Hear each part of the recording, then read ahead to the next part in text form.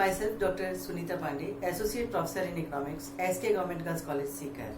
Students, today we are going to study about national income. आज हम राष्ट्रीय आय के बारे में पढ़ेंगे। राष्ट्रीय आय समष्टि अर्थशास्त्र का एक बहुत ही महत्वपूर्ण चर है।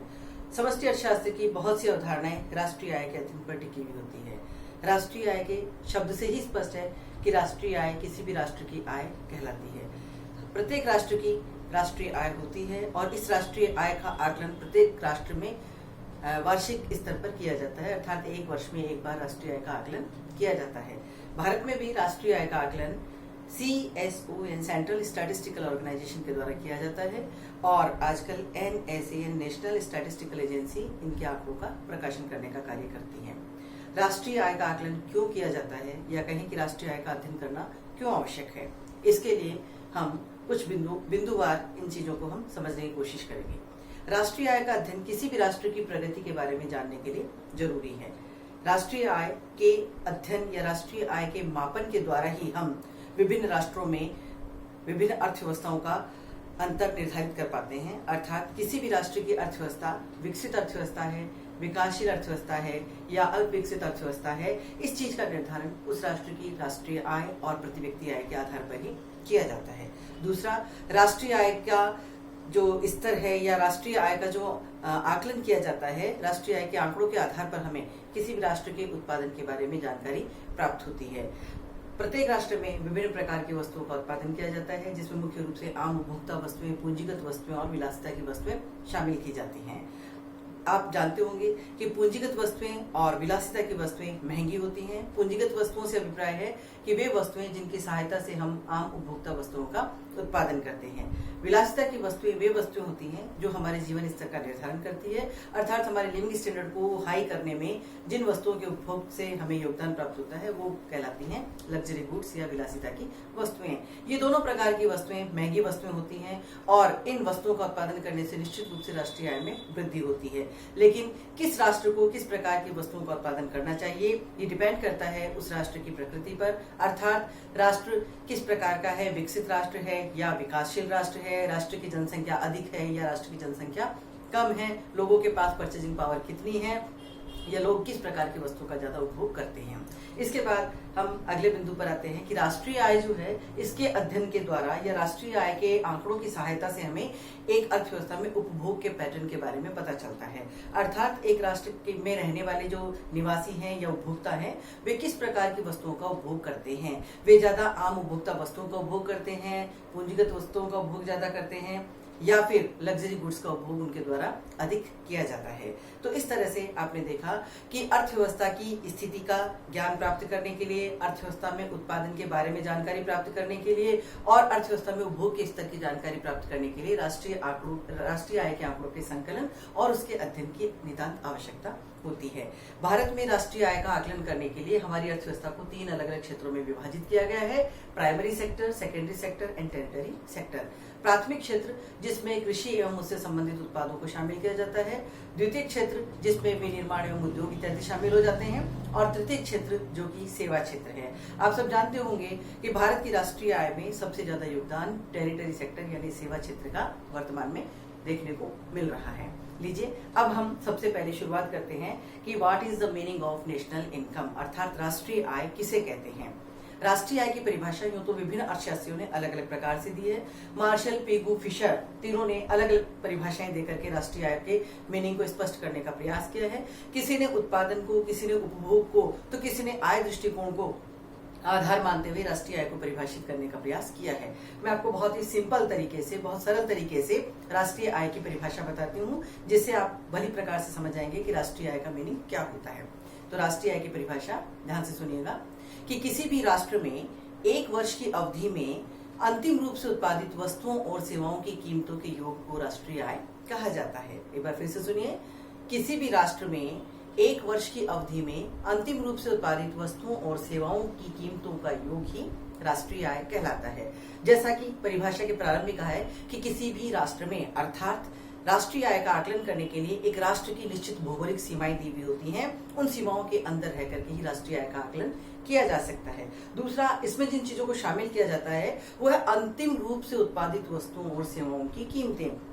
अर्थात जो मध्यवर्ती वस्तुएं हैं या अर्धनिर्मित वस्तुएं हैं उन्हें राष्ट्रीय आय के आकलन में शामिल नहीं किया जाता है। राष्ट्रीय आय की गणना करते समय हम केवल अंतिम रूप से उत्पादित वस्तुओं को ही इसमें शामिल करते हैं। तो इस प्रकार ये थी राष्ट्रीय आय की परिभाषा। राष्ट्रीय आय का अध्ययन करते समय हम एक आइडेंटिटी का अध्ययन करते हैं राष्ट्रीय आय के संदर्भ में, और वो आइडेंटिटी है GNP is always equal to GNI is always equal to GNE. अर्थात जीएनपी हमेशा जीएनआई के बराबर होती है और जीएनआई हमेशा जीएनई के बराबर होती है। लीजिए सबसे पहले हम ये जानने का प्रयास करते हैं कि what is the meaning of GNP. GNP means gross national product, सकल राष्ट्रीय उत्पादन।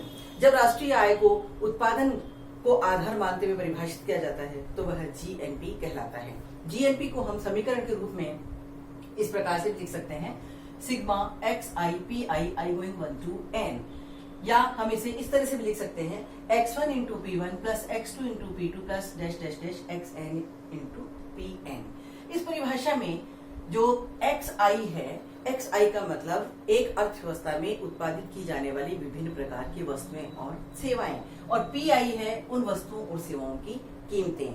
तो x1, x2, x3, x4 ये विभिन्न प्रकार की वस्तुएं हैं। जब हम इन वस्तुओं को इनकी कीमतों से गुणा कर देते हैं तो जो योगफल प्राप्त होता है वह जीएनपी कहलाता है, और ये एक वर्ष में किया गया उत्पादन भी है और ये एक राष्ट्र की एक वर्ष की राष्ट्रीय आय भी होती है।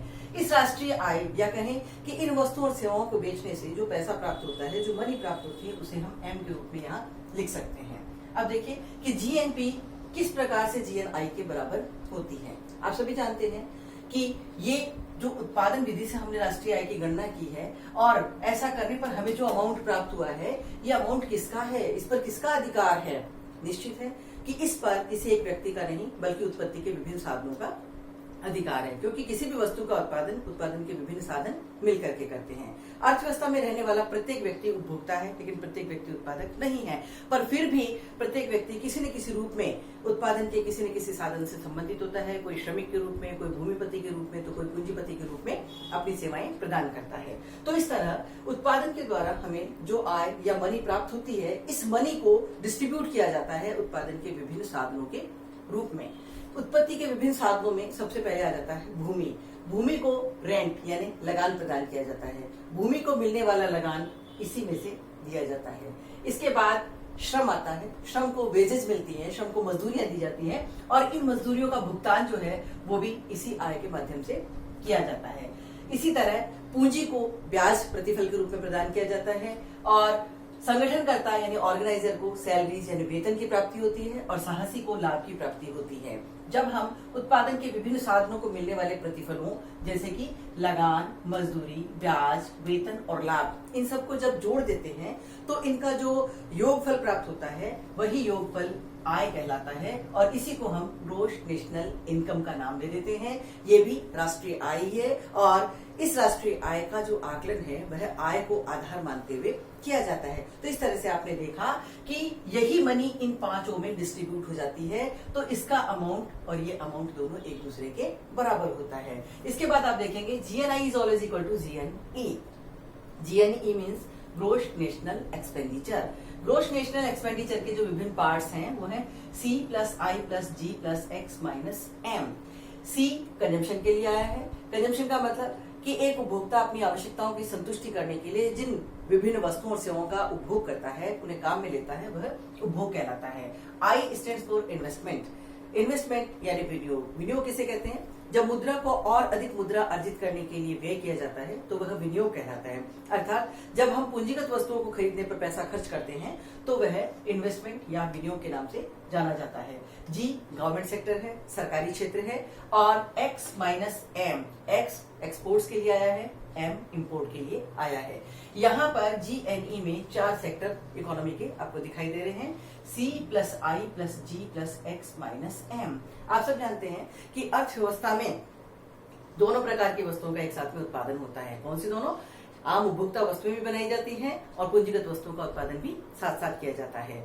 हमारे द्वारा जो वस्तुएं काम में ली जाती हैं वो दोनों प्रकार की होती है, अर्थात हम उपभोक्ता वस्तुओं को भी खरीदते हैं, उनको खरीदने पर भी पैसा व्यय करते हैं, तो हम पूंजीगत वस्तुओं को खरीदने पर भी पैसा व्यय करते हैं। उपभोक्ता वस्तुओं पर किया जाने वाला व्यय कंजम्पशन के अंतर्गत सी में शामिल किया जा सकता है, और पूंजीगत वस्तुओं पर किया जाने वाला व्यय आई के रूप में आपको यहाँ दिखाई दे रहा है।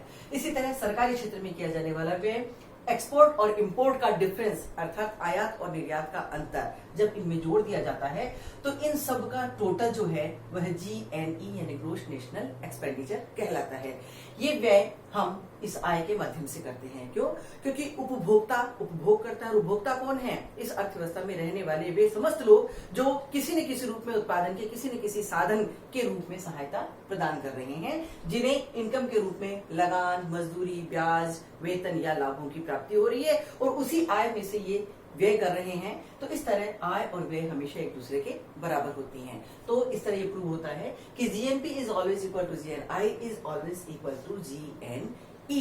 सो GNE is always equal to GNP, और ये चक्र निरंतर चलता रहता है। लीजिए अब हम NI के कैलकुलेशन के 3 आधारों की बात करते हैं। 3 आधारों पर हम राष्ट्रीय आय की गणना करते हैं या राष्ट्रीय आय का अध्ययन करते हैं। उन 3 मेजरमेंट्स में सबसे पहला है नेशनल वर्सेस डोमेस्टिक, अर्थात हम ग्रॉस नेशनल प्रोडक्ट और ग्रॉस डोमेस्टिक प्रोडक्ट दोनों का अध्ययन करते हैं। सकल राष्ट्रीय उत्पादन और सकल घरेलू उत्पादन।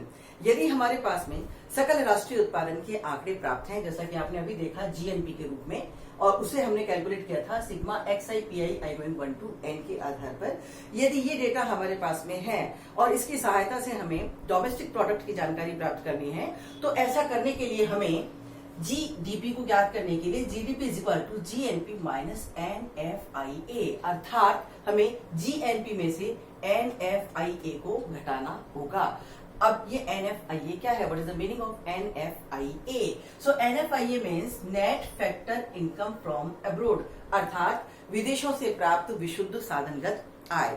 अब विदेशों से प्राप्त शुद्ध साधनगत आय क्या होती है, इसे समझने के लिए मैं आपको बताऊंगी कि हमारे राष्ट्र के निवासी विदेशों में जाकर के आय अर्जित करते हैं, इसी प्रकार से विदेशी नागरिक हमारे राष्ट्र में आकर के आय का अर्जन करते हैं। जब विदेशी नागरिक हमारे राष्ट्र में आय अर्जित करते हैं तो वो यहाँ अर्जित की गई संपूर्ण आय को यहीं पर व्यय नहीं करते हैं, बल्कि उसका एक भाग यहाँ व्यय करते हैं तो उसका दूसरा भाग अपने राष्ट्र में भेज देते हैं। इसी प्रकार जब हमारे देश के नागरिक दूसरे देशों में जाकर के आय अर्जन करते हैं तो वे अपनी संपूर्ण आय को वहां पर व्यय नहीं करते, अपितु उस आय का एक अंश हमारे राष्ट्र में भेज देते हैं। तो इन दोनों का जो डिफरेंस है, ध्यान दीजिए कि हमारे देश से जो आय के रूप में बाहर गया हुआ पैसा है और बाहर से जो हमारे देश में आय के रूप में आई हुई मुद्रा है, इन दोनों का अंतर ही NFIA कहलाता है।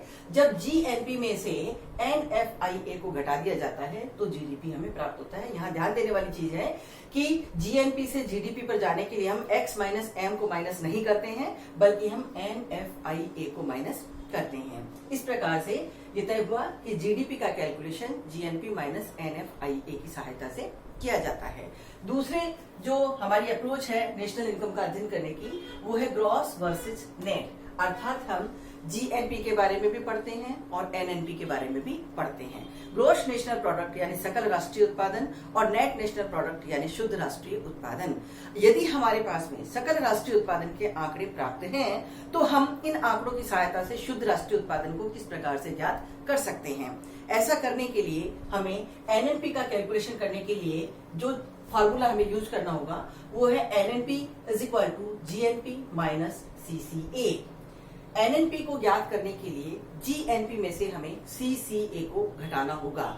इससे पहले ये समझना जरूरी है कि what is the meaning of CCA। CCA क्या होता है?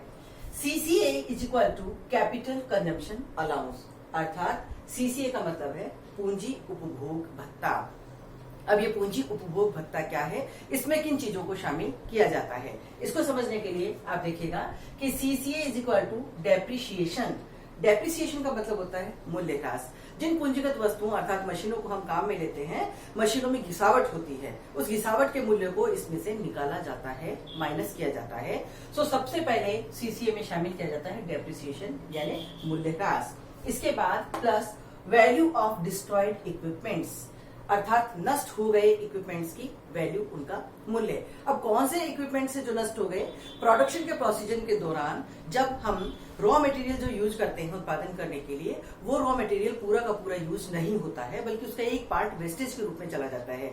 फॉर इंस्टांस, यदि दर्जी कपड़े सिलने का काम करता है, कपड़ा पूरा चौकोर है, लेकिन जब वो सिलाई करता है, कपड़े की कटिंग करता है, तो बहुत सारा कपड़ा वेस्टेज के रूप में चला जाता है। जब उस कपड़े को खरीदा गया था, उसके लिए पैसा खर्च किया गया था, लेकिन कपड़े का वो पार्ट जो कटिंग में बेकार जा रहा है, वो यूज नहीं हुआ है, वो कहलाता है वैल्यू ऑफ डिस्ट्रॉयड इक्विपमेंट्स।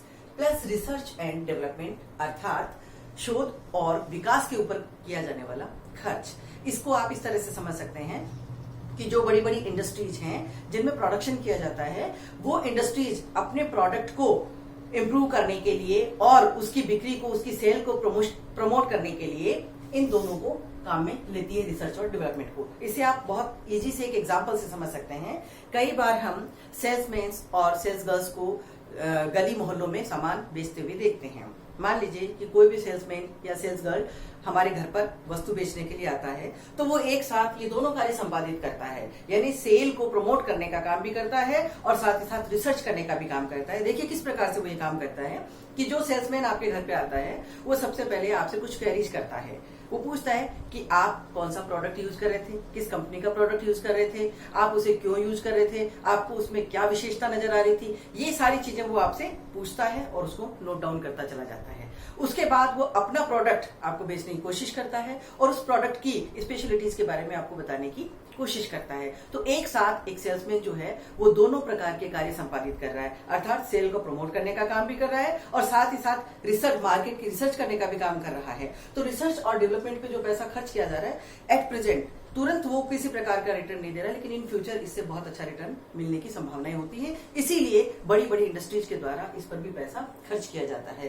तो ये जो खर्चे हैं, यानी मूल्यह्रास और नष्ट हो गए इक्विपमेंट्स की वैल्यू और साथ ही साथ शोध और विकास पर किए जाने वाले खर्च, इन सबको जोड़ दिया जाता है तो वह अमाउंट सीसीए कहलाता है।